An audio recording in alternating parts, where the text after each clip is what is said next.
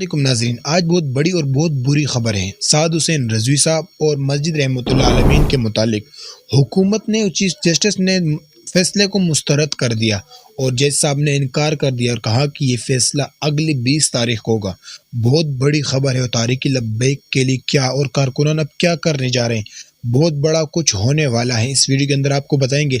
Video کو لازمی دیکھنا ہے، چینل پر نہیں تو کائنڈلی چینل کو سبسکرائب کر کے بیل آئیکن کو دبانا ہے۔ ناظرین، مرید کے سے لے کر آج تک مسجد رحمۃ اللہ عالمین بند ہے اور سعد حسین رضوی صاحب غائب ہے، کارکنان جیلوں میں ہے اور قائدین رکن شورا جتنے بھی ہیں سب غائب ہیں۔ آخر کیا وجہ ہے؟ کیونکہ تاریخ لبیک نے مارچ نکالا تھا اور وہ مارچ کے بعد آج تک سب غائب ہے۔ کیا ہونے والا ہے؟ بہت کچھ ہونے والا ہے، آپ کو بتانے جا رہے ہیں۔ لیکن دوسری طرف تاریخ لبیک کے جو کارکنان ہیں وہ دن بدن بڑھتے جا رہے ہیں اور ان کا جو طاقت ہے وہ دوبارہ مضبوط ہونے جا رہا ہے۔ اس لیے ہم آپ کو اس ویڈیو کے اندر بہت کچھ بتائیں گے، ویڈیو کو لازمی دیکھنا ہے۔ دوستو، سعد حسین رضوی صاحب کے کئی مہینے گزر چکے ہیں، آج تک وہ ایجنسیوں کی تحویل میں ہے اور مسجد رحمۃ اللہ عالمین جو تاریخ لبیک کا مرکز ہے وہ بھی اس وقت بند ہے، اور باقاعدہ حکومت نے اور چیف جسٹس نے باقاعدہ جج نے یہ فیصلہ دیا کہ سعد رضوی اور مسجد رحمۃ اللہ عالمین کا فیصلہ جو ہے ان کو منتقل کر کے 20 تاریخ کو کر دیا۔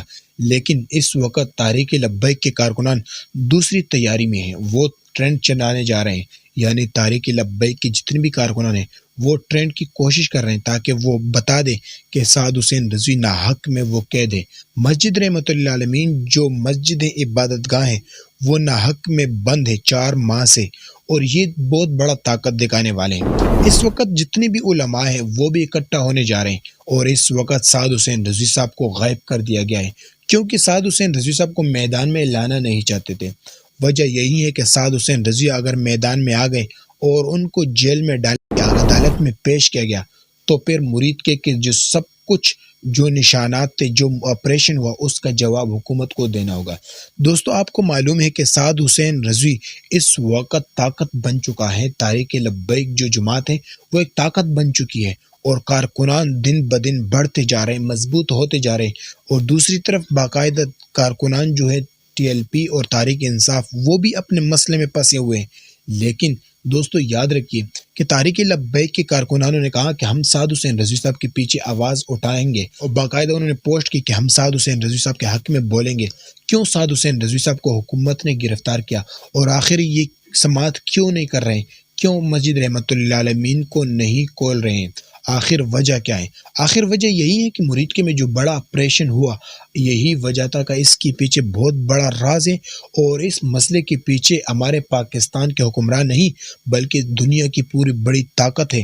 جو ٹی ایل پی کو ختم کرنا چاہتے تھے اور ختم کرنا چاہتے ہیں تاکہ ایسی آواز کبھی نہ اٹھا سکے، یعنی کوئی خالد بن ولید کا آواز نہ کہہ سکے، کوئی بھی محمود غزنوی کا نام نہ لے سکے، کوئی بھی بڑے مجاہدین کا نام نہ لے۔ یہی وجہ ہے کہ تاریخ لبیک کو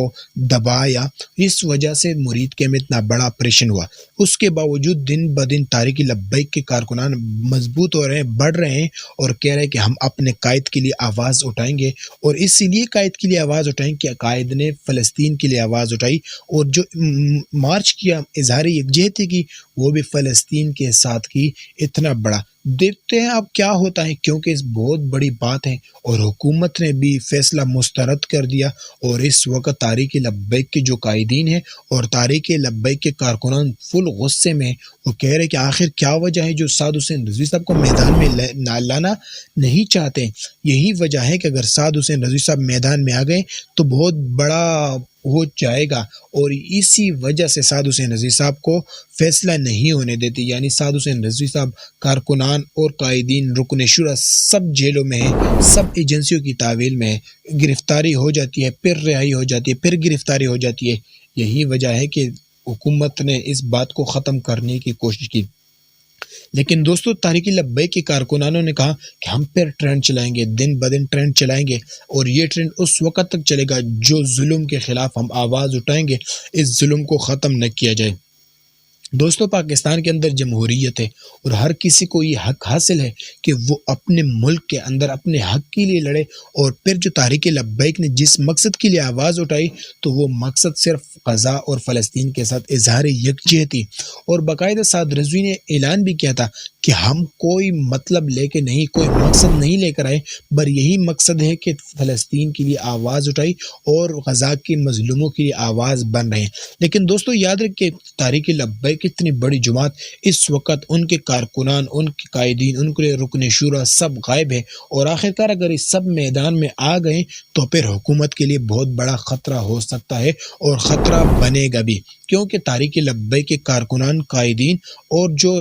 سعد حسین رضوی صاحب ہے، وہ مرید کے کا حساب لے گا، وہ دروازہ کٹکھٹائے گا، وہ سپریم کورٹ کے پاس جائے گا کہ مرید کے میں جو کچھ ہوا اس کا حساب ہمیں دینا چاہیے۔ اور اسی لیے اس مرید کے پیچھے بہت بڑے لوگوں کا ہاتھ ہے، اور وہ اتنے بڑے لوگوں کے ہاتھ ہیں کہ اگر بندہ سوچ بھی سکے پھر بھی انسان کا سوچ نہیں پہنچ سکتا، کیونکہ تحریک لبیک ہی واحد امید تھی مسلمانوں کی اس وقت، یعنی پاکستان کے اندر، جو فلسطین کے لیے آواز اٹھاتے تھے، باقی جو ختم نبوت کے مسئلے پر اٹھتے تھے، اب اس وقت کوئی آواز اٹھانے والا نہیں ہے۔ کوئی بھی ختم نبوت پر، کوئی بھی فلسطین غزہ کے لیے کوئی آواز نہیں اٹھاتا سوائے تحریک لبیک کے۔ دوستو ہمارا مقصد ہے حق اور سچ آپ لوگوں کے سامنے رکھنا، فیصلہ آپ لوگوں نے خود کرنا ہے۔ اگر چینل پر نہیں تو کائنڈلی چینل کو سبسکرائب کر کے بیل آئیکن کو دبا دیجئے۔ ملتے ہیں اگلی ویڈیو